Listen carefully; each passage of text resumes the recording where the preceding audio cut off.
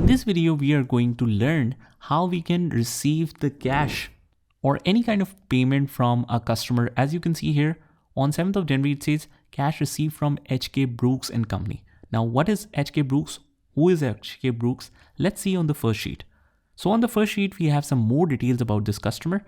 So this is a customer which has some opening balances with us. And now he is paying us in partial. The total amount was 550,000, out of which we are receiving 120,000.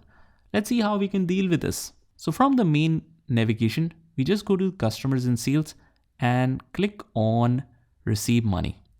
As you can see here, we have a complete flow chart starting from quotes till sales order, then we make sales invoice, any kind of finance charges, and finally we receive the money and deposit it in bank. So that's a cool thing that you get all the flow chart of the transactional sequence. So click on receive money from customers. We need to make sure that we select the right account. Here it's not mentioned, so we will consider that it is in cash. In fact, let's mention it that we have received this in cash. Cash on hand, select this.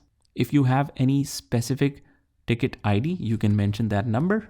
You can mention the check reference number if you are using or depositing it by check, or any kind of received number. That's a pretty basic information.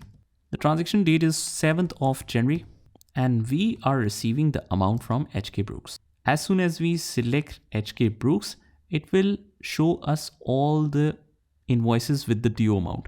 For this customer, we only had one as an opening balance.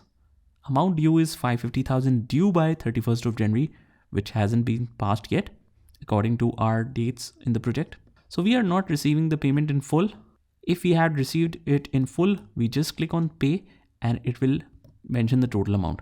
But since we haven't, let's mention the amount manually, which is 120,000. Received in cash, everything is good. Just select the payment method as cash. If you want to check the journal entry effect before even saving it, we can do that as well. Just go to the top and click on journal. And here we see the journal entry effect where debit is cash and credit is receivable. Because we have received the cash now, so the receivable is reduced.